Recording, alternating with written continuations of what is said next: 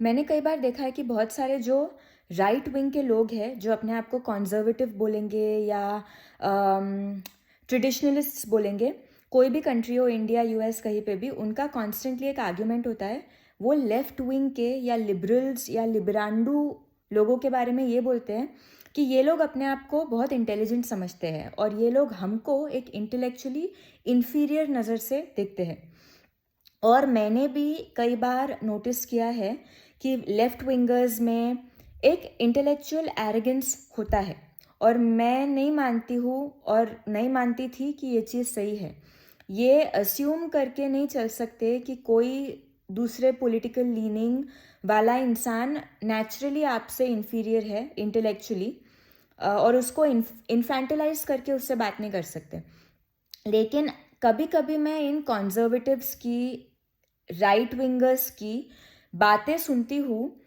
जैसे कि अभी रिसेंटली 2 रिलीजियस गुरुज की बातें सुनी मैंने, और mostly people who are supporting them are conservatives. मैं कभी कभी इन लोगों की बातें सुनती हूँ और मुझे लगता है कि जिस बाइनरी में ये दुनिया को डिवाइड करने की कोशिश कर रहे हैं ना, बाइनरी वे में दुनिया को देखने की कोशिश कर रहे हैं कि ऐसे लोग ऐसे होते हैं, वैसे लोग वैसे होते हैं, वो बाइनरी एग्जिस्ट ही नहीं करती। अगर आपको थोड़ा सा भी नुआंस को देखने की आदत है, ये आप देख सकते हो कि इंसान कॉम्प्लिकेटेड होता है, तो आप देख पाओगे कि ऐसे बाइनरीज दुनिया में चलते नहीं जो आप दिमाग में बना के बैठे हो। इनफैक्ट एक 10 साल के ऊपर के बच्चे में वो होना ही नहीं चाहिए कि वो दुनिया को ऐसे बाइनरीज में डिवाइड करे। तो ये मैं बातें सुनती हूँ ना, तो कभी कभी मुझे लगता है there is some merit in the left wingers being so intellectually arrogant, because right wing में कुछ नहीं हो तो कम से कम एम्पथी और नुआंस की कमी है। वो दुनिया को हमेशा मोटे मोटे में देखना चाहते हैं, डीप देखना चाहते नहीं। बाहर से जो दिख गया फटाक से एक जनरलाइज्ड कंक्लूजन बना के निकलो, किसी के पास टाइम नहीं है। रिसेंटली एक स्पिरिचुअल गुरु ने कहा था कि औरतें 25 की होने के बाद 4 जगह मुंह मारती है, और फिर दूसरे के अभी स्टेटमेंट आए कि कैसे हमारे माओ की जनरेशन की औरतें हुआ करती थी, आज तक यहाँ तक उनका घूंघट होता है। जो लोग सबसे ज़्यादा कहते हैं ना कि सेक्स के बाहर भी लाइफ है, सेक्सुअल एनर्जी के बाहर भी अपनी एनर्जी फोकस करो, जो स्पिरिचुअल पाथ में चल रहे होते हैं, या रिलीजन्स भी बोलते हैं कि सेक्स से ही मोटिवेटेड नहीं रहो, वो ही सबसे ज़्यादा सेक्स सेंटर्ड बन जाते हैं। इसीलिए जब भी उनको कहा जाता है कि एक अच्छे चरित्र की औरत को या अच्छे चरित्र के आदमी, तो खैर आदमी को चलता है, अच्छे चरित्र की औरत को डिफाइन करो, हमेशा उसके सेक्सुअल बिहेवियर के बेसिस पे उसको डिफाइन करेंगे कि उसका चरित्र कैसा है, अच्छा है या बुरा है। क्या वो एक सेंसिटिव इंसान है, क्या वो एक इंटेलिजेंट इंसान है, क्या वो क्रिटिकल थिंकिंग कर सकती है, उसको जो बोल दिया वो मानती नहीं, सोचती है, तो आप उसको गलत चीज़ें मनवा नहीं सकते। क्या वो ऑनेस्ट है, क्या वो उन जगहों पर सच बोलती है जहाँ पर सच बोलने का कोई फ़ायदा मिलेगा नहीं, लेकिन झूठ बोलने से किसी और का नुकसान हो रहा है। जब उसके सामने कोई इंसान बुली होता है, कोई इंसान कमज़ोर होता है और उसका फ़ायदा उठाया जा रहा होता है, तो क्या वो आवाज़ उठाती है या फिर नॉट माई प्रॉब्लम बोल के चली जाती है?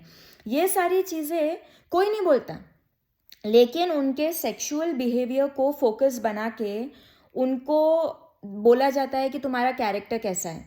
तो ये जिन औरतों को हम ग्लोरीफाई कर रहे हैं, उनके इग्नोरेंस को ग्लोरीफाई कर रहे हैं, जिनकी 17-18 में शादी हो गई, जब उनके पास उतनी सोचने की ताकत ही नहीं थी और सोचने को डिस्करेज किया गया कि तुम ज़्यादा सोचो मत, उनके ओबीडियंस को हम उनका अच्छा चरित्र बोल रहे हैं।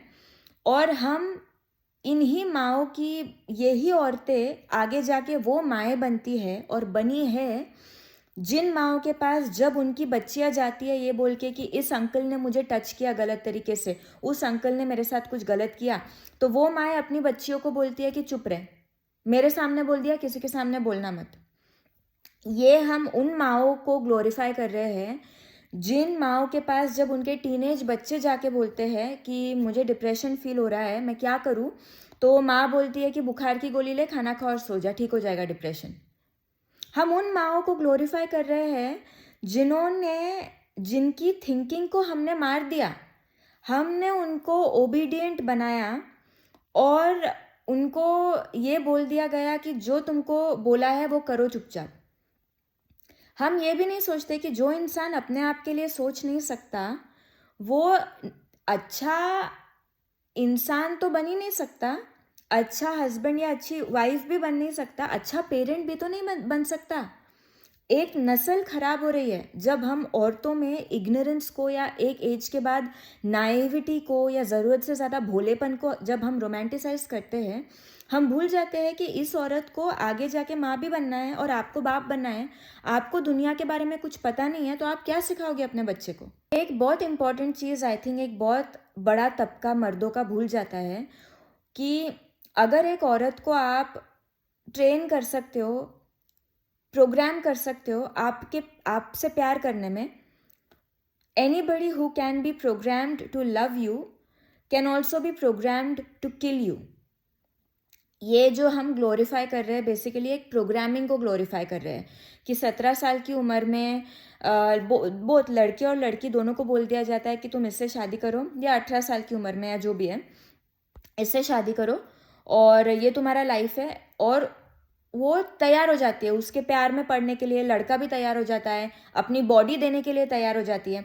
ये प्योरिटी है, ये प्योरिटी है कि किसी ने आपको बोला कि आप ये करो, इस इंसान को अपनी बॉडी दे दो। क्यों? क्योंकि समाज ने आपकी शादी करवाई है।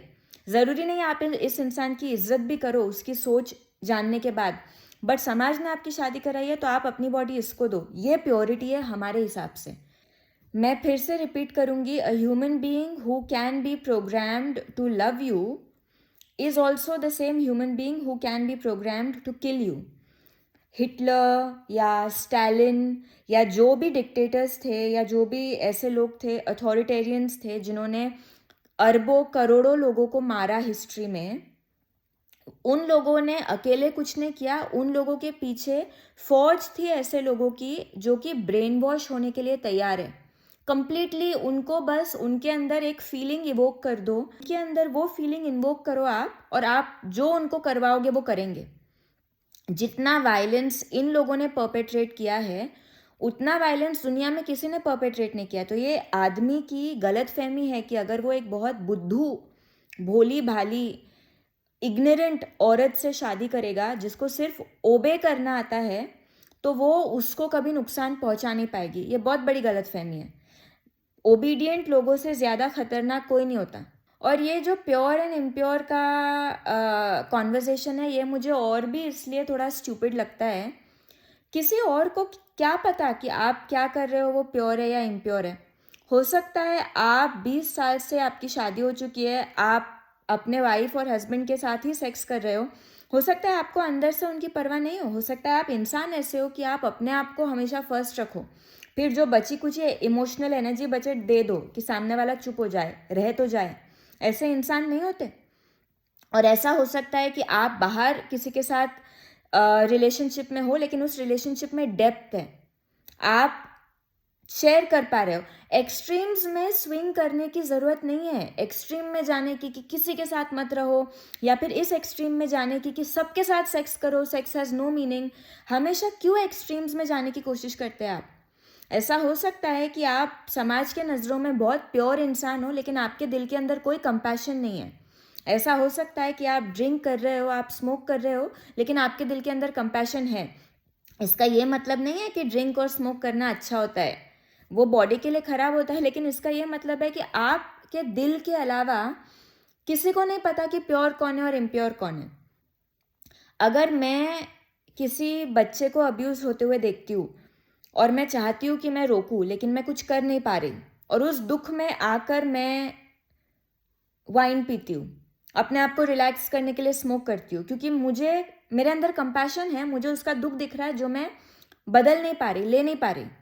और मेरा एक दोस्त है, सेम बच्चे को देखता है, 2 सेकंड के लिए देखता है, बोलता है इट्स नॉट आवर प्रॉब्लम, दुनिया में ऐसा होता रहता है, चल चल होता है, आगे बढ़ आगे बढ़। कौन प्योर है, कौन इम्प्योर है? भगवान के अलावा या तो आपको पता है कि आपके थॉट्स कितने प्योर है और कितने इम्प्योर है, या तो भगवान को पता है और किसी को पता नहीं है। आपके बाहरी एक्शंस कई बार उस चीज़ को रिफ्लेक्ट करते नहीं हैं। और लोगों को अपनी थिंकिंग आउटसोर्स करनी है हमेशा। और रिलीजियस राइट विंगर्स जो सबसे ज़्यादा भगवान भगवान भगवान भगवान करते रहते हैं, हिंदुइज्म में, क्रिश्चियनिटी में, हर जगह, उसी भगवान ने आपको आपका दिमाग दिया है। अगर आपको ज़िंदगी भर किसी और के बोले हुए राइट या रॉन्ग पे ही चलना है, किसी और को ही बोलना है कि तुम मुझे बताओ कि मैं प्योर हूँ या इम्प्योर हूँ, तो आप सबसे बड़ी इंसल्ट कर रहे हो उस भगवान की जिसने आपको दिमाग दिया कि आपका दिमाग समझ सके इस सच्चाई को, नुआंस में देख सके, डेप्थ में जा सके चीज़ों के। इन बेवकूफ़ी वाले डिस्कशंस के चलते कि सेक्स करना चाहिए या सेक्स नहीं करना चाहिए, 24 घंटे रिलीजन मतलब वही होता है, सेक्स मत करो, दारू मत पियो, और तुम 2 कौड़ी के इंसान बन के रहो ज़िंदगी भर तो चलेगा। तुम्हारे अंदर फेलो ह्यूमन बींग्स के लिए एम्पैथी नहीं है तब तो और अच्छा है, और तुम सेल्फिश हो तब भी चलेगा, कुछ इलीगल मत करो। इन फालतू के डिस्कशंस की, और फिर लेफ्ट विंगर्स का वो है कि no no no let's have sex wherever because it doesn't mean anything. हमारा इन्हीं पेंडुलम्स में चलता रहता है। इन पेंडुलम से निकल के हम रियल क्वेश्चंस कभी नहीं पूछते। Why are so many man turning out to be abusive? Why are so many women also turning out to be abusive? हम ऐसे समाज को क्यों बना रहे हैं जहाँ पर जब तक किसी इंसान को बाहर से कोई आके नहीं बोलता कि जो तू सोच रहा है या कर रहा है वो इलीगल है या वो पाप है, तो उसको कोई प्रॉब्लम नहीं होती वो करने के लिए। 40 साल के एक आदमी को एक 18 साल की लड़की को अप्रोच करने में कोई प्रॉब्लम नहीं होती। क्यों? क्योंकि वो तो अब तो इलीगल नहीं है ना, शी इज़ ऑफ एज। उसको जब तक किसी चीज़ को इलीगल नहीं बनाओ, किसी घटिया काम को करने के लिए हमको प्रॉब्लम क्यों नहीं होती? क्यों ऐसा समाज बनाया गया है जहाँ पर लोग इतने क्रूर है एक दूसरे के साथ, इतने इनसेंसिटिव है एक दूसरे के साथ, सबको लगता है कि भगवान उनकी मुट्ठी में है? ये सवाल हम नहीं पूछते। क्या हम अपने टीनेजर्स को सेक्स के बारे में कुछ सिखा भी रहे हैं, या फिर हम उनको बस मॉरल ज्ञान दे रहे हैं कि ये करो ये मत करो? उनको अपनी बॉडी के बारे में कुछ नॉलेज दे रहे हैं? कैसे देंगे? हमारे पास ही नहीं है, हमारे पास ही नहीं है, हम झूलते रहते हैं। राइट विंगर्स बोलेंगे don't have sex, be pure, जैसे कि वही एक मापदंड है प्योरिटी गेज करने का।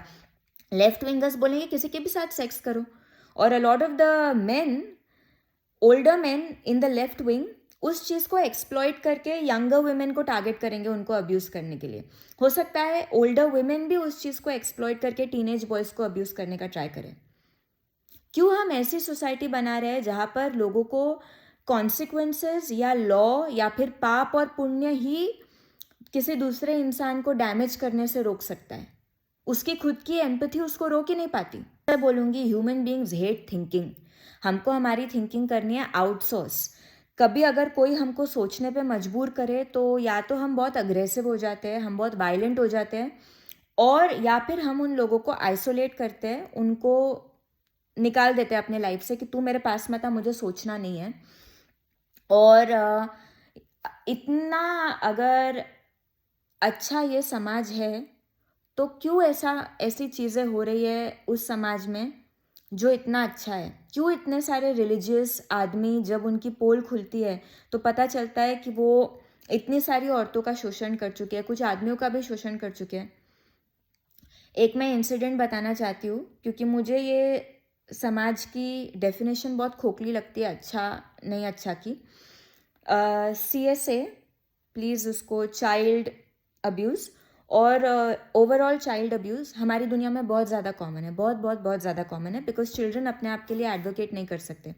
जब ये बच्चे जिनके साथ ये अब्यूज़ हुआ है बचपन में, जब ये बड़े होते हैं, अडल्ट्स बनते हैं, और अगर कुछ लोगों को जिनको ये याद रह गया, काफ़ी लोग भूल जाते हैं, कुछ को याद रहता है, तो वो या तो लिखते हैं या फिर वो कहते हैं कई बार कि हमको एक चीज़ याद है, हमारे आसपास के एक भी अडल्ट ने हमको मदद नहीं की, हमारी हेल्प नहीं की।